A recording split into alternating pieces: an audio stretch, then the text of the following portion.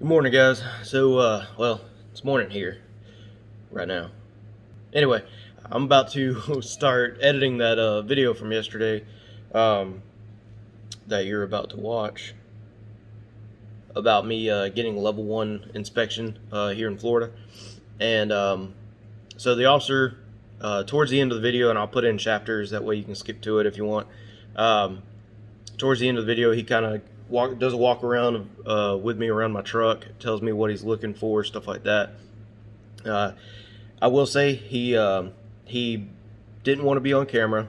He didn't care if I recorded, but he would prefer, because by law, like, he can't tell me I can't record video, but he just said, hey, I would prefer not to be on camera. So he was cool about everything, so I'm going to honor that. I'm going to try not to show his face or anything.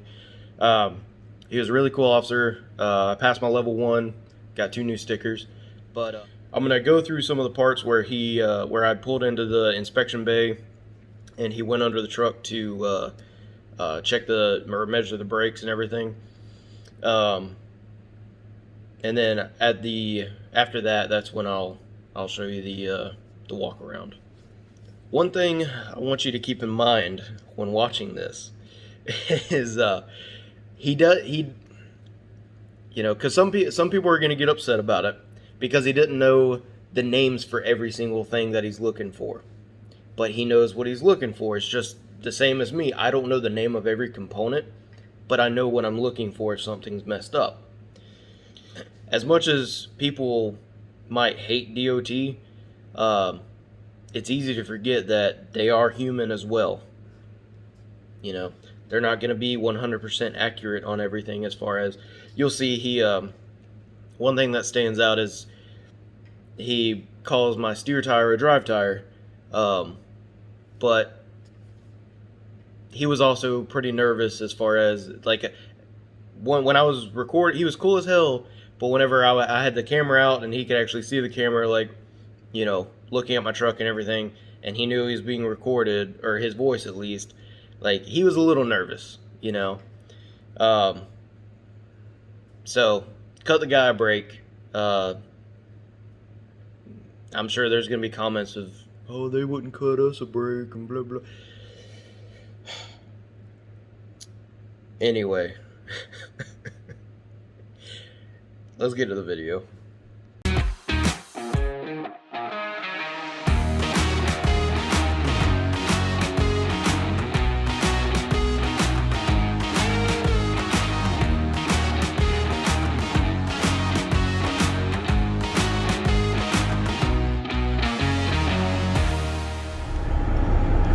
Right now, he's just walking around getting information off my trailer, getting the VIN number, stuff like that. All right, checking my blinkers, right blinker. Checking windshield wipers, washer fluid, air horn. We'll build up air if we need to. Okay. All right. And any questions? Not right now. I appreciate it. Oh, please don't start the truck. Yes, absolutely. If it hadn't happened, I understand. There's a reason you got to say it. Yeah. So he's going underneath. We're in the bay here. He's going underneath. He's gonna measure my drive brakes and my trailer brakes. He already measured the steer axle. Brakes. Police. Brakes. Police. How much air do you have left? About 110. Turn the truck off.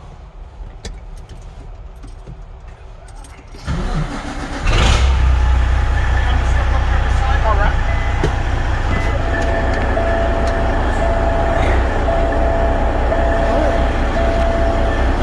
Press and hold the brake pedal all the way to the floor. All right.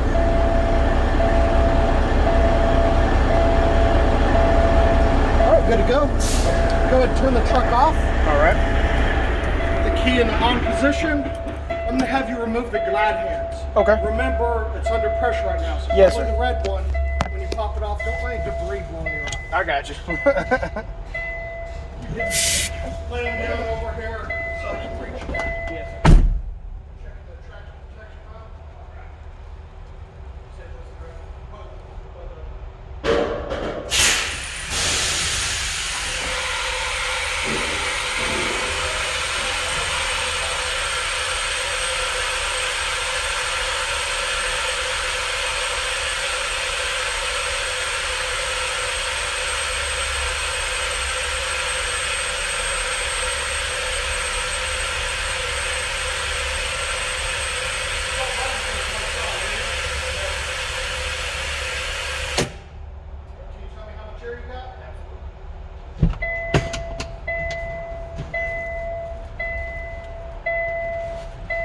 About 70.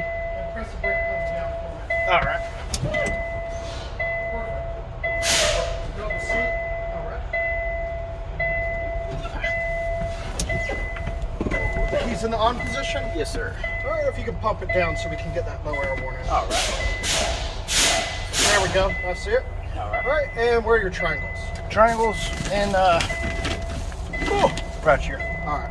And I see your fire extinguisher. Yes, sir. All right. Good. And let's build our air pressure back up. All right. What I'll have you do is loop all the way around. Okay. All right. When you get by the main building, you don't have to get in the skill. There's 2 lanes right there. Yes, sir. Stay in the right lane. And park in the parking lot, parking spot as close to this building as you can get. Will do. And I'll get this typed up. We'll get you on the road if you want me to. So I'll. Yeah, I would love to. That'd be awesome. Yeah. If you don't mind. This Okay. is my job, man. I If I can understand. do something to help you from not seeing us, I'm all for it. I got you. I appreciate it. So there's the paperwork I got from you. All right. I'll get your signatures here at the bottom. There's 2 pages. Okay. If you'll sign both of them I got it. and take the Appreciate top one for yourself. All right. While you're doing that, is your passenger door open? Yes, sir. It is. I'm going to come over there and affix your CVSA decal. Okay. Thank you.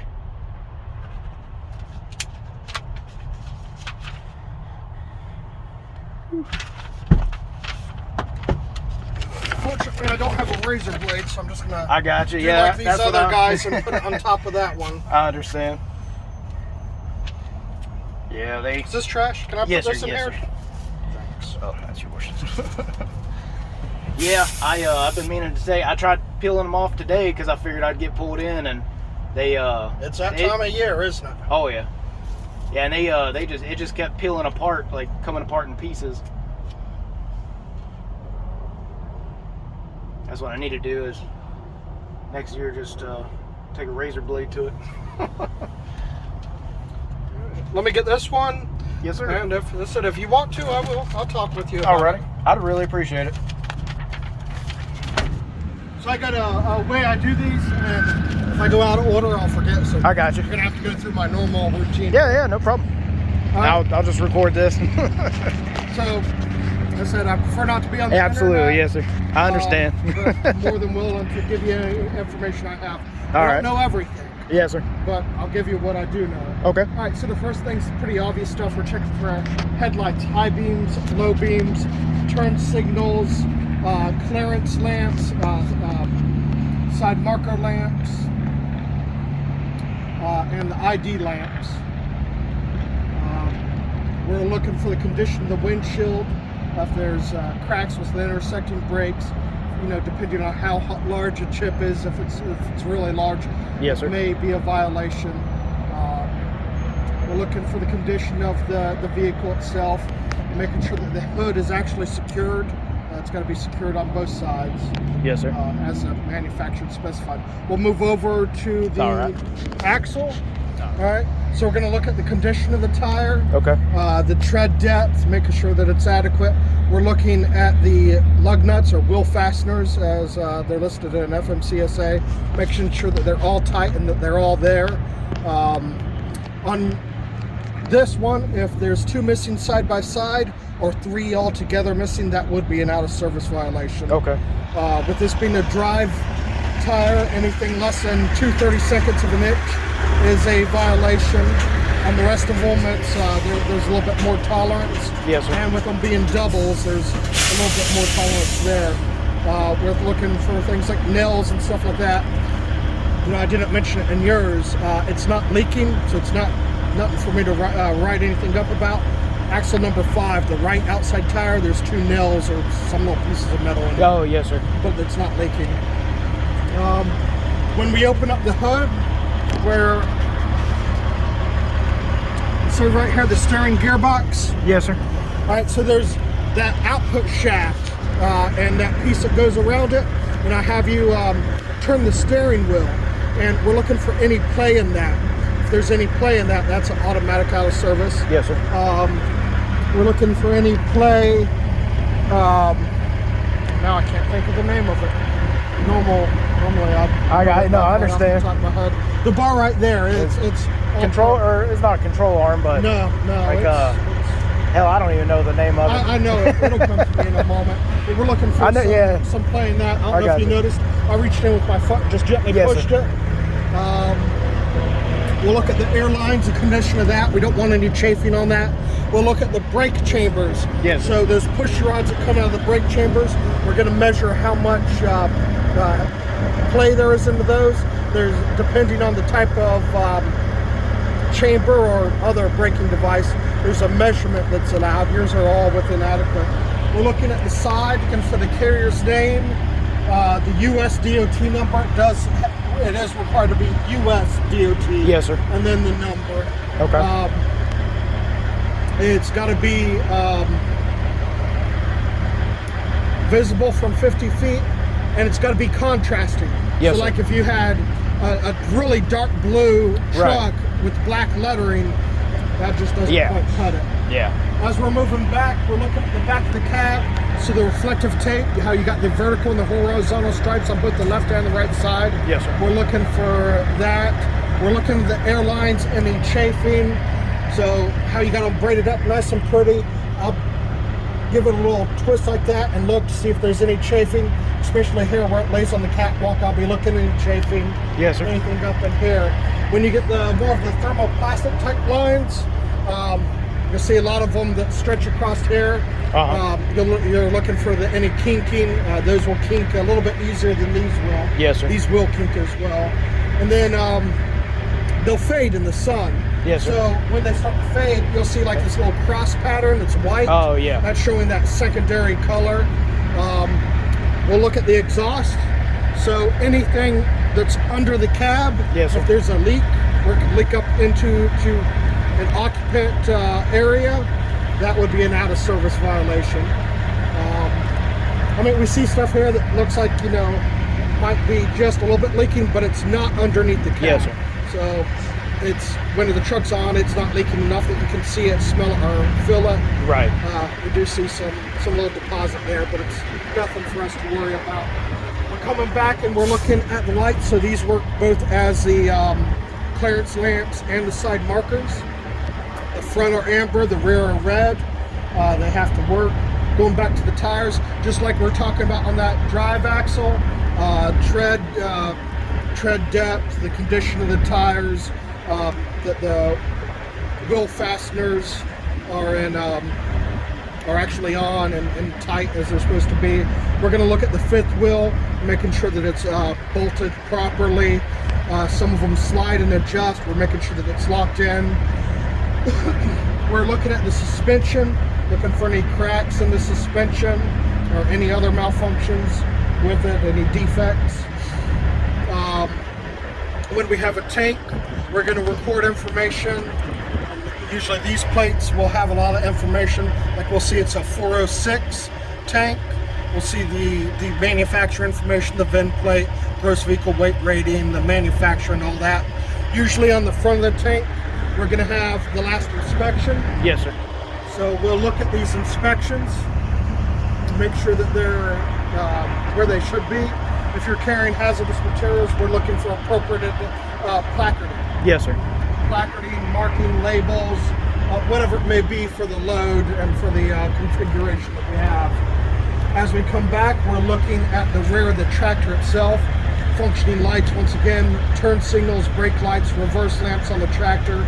Even if you're never going to disconnect it from a trailer, it still is required to have a functional reverse lamp Yes, sir. that comes on automatically when you put the vehicle into reverse. It can't be just a switch that you throw. I gotcha. The mud flaps, you're required to have 2 mud flaps on the tractor there with a reflective marking such as you have. The truck, so on the back of the truck, you're looking for the reflective taping across the back, that it's visible, it's not all peeled off, faded, or otherwise worn. Markings again because you have a hazmat load. On loads like this, we're going to look at the stuff underneath. You're looking at those sacrificial joints and stuff like that, or stuff like this, and you have a different setup over there. Yes, sir. There are the outlets, so we're looking at the condition of those. The trucks that got the ring stiffeners, usually on the bottom underneath there'll be a drain hole for where those ring stiffeners Yes, sir. are, the external ones. So we're making sure those aren't blocked up. Going back to the rear tandem, same thing on the suspensions, the tires, the rims, and the wheel fasteners. All that stuff we discussed before. ABS lamp, depending on the year of the manufacturer, the truck and the trailer, it does have to function. So just like in your personal car, when you power that up, that ABS lamp will illuminate briefly and then turn off. We're looking for the same thing here. I think I missed the center side marker light and the rear side side marker light. Yes, sir. It is on the rear. It is supposed to be red. This one is multi-function. It works both as the rear clearance lamp and the side marker. You see it's clearly projecting out. Yes, sir. To where it can be seen from both the rear and the side. If it's flush and you can't see it from the rear, it will not work as the rear clearance lamp. Okay. I actually didn't know that. The tail lamps, brake lamps, turn signals, the rear ID lamps, the reflective taping, I'm going to mispronounce it, whatever. It's in the book. I got you. If mud flaps are required, depending on the truck and the configuration, markings, like placarding, labeling, whatever markings may be required for the particular load you have. Coming around, let's get into the tires and axles, suspension, the stuff we discussed before. Yes, sir. Coming up this, we're basically repeating everything we already did. On a trip like this, but once again, we're looking at things that may be those kind of sacrificial type joints in case there's emergency. Yes, sir. I didn't mention the emergency shutoff valve and other appropriate safety devices, which I did see on the truck. Yes, sir. Coming back up, those lightings that we discussed on the other side, tires, rims, hubs, hub links. I don't think I mentioned that. When we're looking at the wheels, we're looking for hub links as well. Okay. Suspensions, same thing looking on the front of here. Each gas tank, the gas cap, fuel cap, Yeah. pardon me. The fuel cap does have to be secured. Same thing coming up here. I think I mentioned when we got the hood open, we're looking at that steering gearbox. Yes, sir. To make sure that there's no play in that. We're looking at fluids at our appropriate levels. Everything underneath the hood is good. We're also looking and listening for air leaks out of any of the air lines that come through here. Chafing, worn out spots, improper connections such as using hose clamps or any other improper connections. We'll go underneath the vehicle, and like we were talking about, checking the brakes on the front. We'll check the brakes on the rear. We'll check the drive chain, looking for any play in that drive shaft, oil leaks, other fluid leaks, air leaks. We're looking at the frame of the truck and the trailer. Anything in there that might be cracked or broken welds, anything that's not in compliance. We'll look at driver's documents, driver's license, registration, IRP card if that's separate from the registration.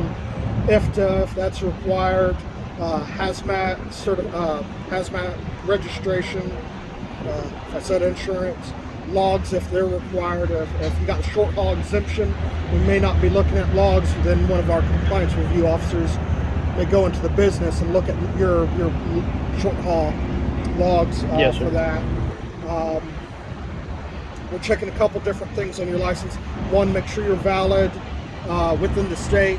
Two, make sure you're still in compliance with all the federal regulations, like the Drug and Alcohol Clearinghouse and whatnot. That you're classified, that you're certified for this type of vehicle. Yes, sir. Hazmat, your Class A, B, or whatever it is that you may be having. If you got passengers, obviously you need different things. Yes, sir.